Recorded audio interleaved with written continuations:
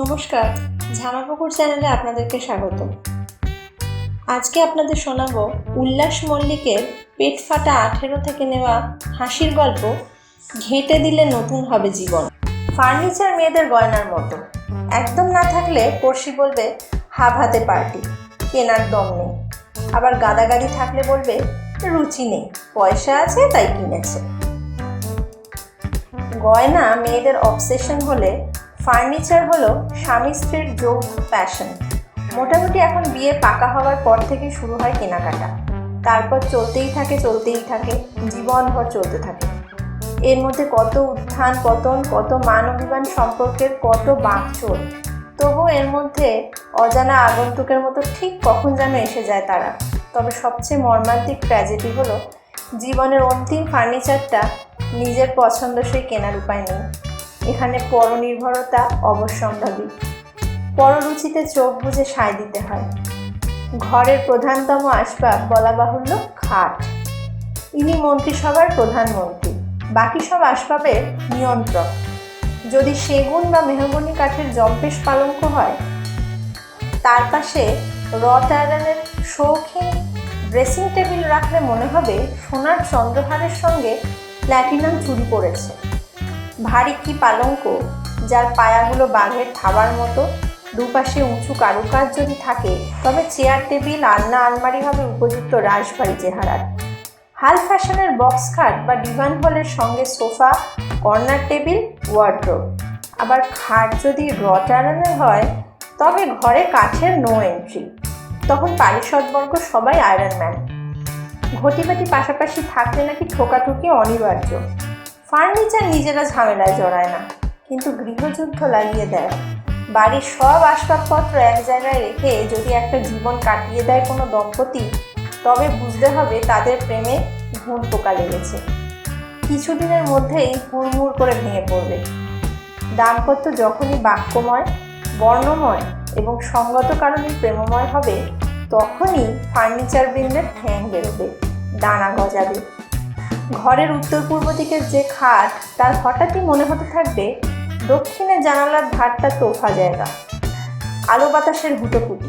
ঠিক আছে বাবা, খাট গেল দক্ষিণে, কিন্তু সঙ্গে সঙ্গে বাস্তুচ্যুত হতে হলো রাইটিং টেবিল আর ওয়ার্ড্রোবকে।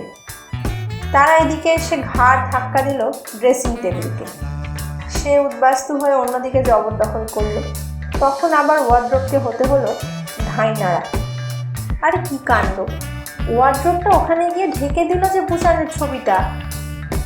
কর্তা খিঁচিয়ে উঠলেন, বেশ তো ছিল, তুমি শুধু শুধু ঘাঁটাঘাঁটি করতে গেলে কেন? গিন্নিও ফুঁসে উঠল, তুমি তো রোজ শোবার পর বলতে খাটটা এমন জায়গায় হাওয়া লাগছে না একটুও। ব্যাস, বেজে গেল যুদ্ধের দামামা। কিছুদিন পর কর্তা ঝোঁকের মাথায় দুটো বেতের চেয়ার ঢোকালেন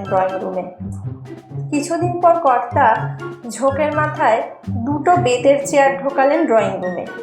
ফলে সোফা সেটকে জায়গা করে দিতে হলে সরতে হয় বুককেসটা। কিন্তু সরে যাবে কোথায়? ওখানে তো অ্যাকোয়ারিয়ামটা তাহলে ওই জানলার কাছে বসাও। কিন্তু ওখানে আবার চড়া রোদ, গরমকালে জল দিতে উঠবে যে, তাহলে উপায়?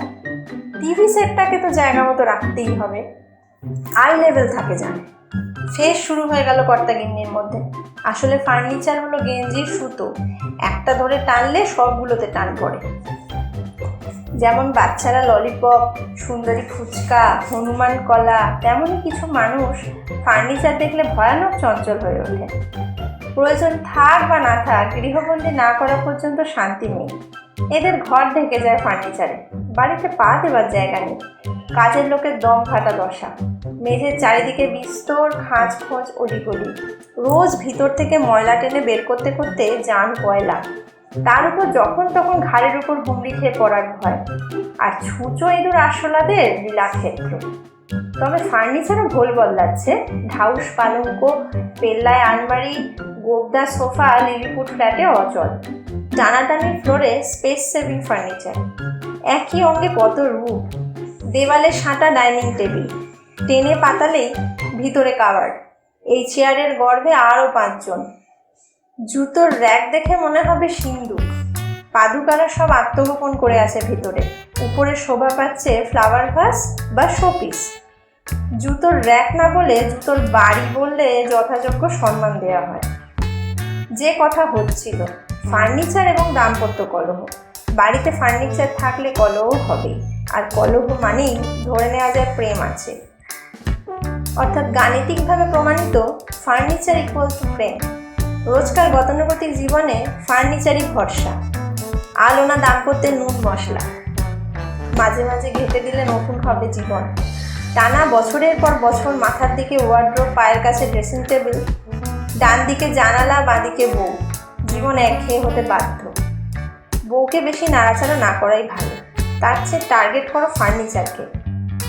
খাট নিয়ে যাও ঘরের অন্যদিকে, মাথার কাছে নিয়ে এসো কম্পিউটার, বদলে ফেলো পুরনো সোফা সেট।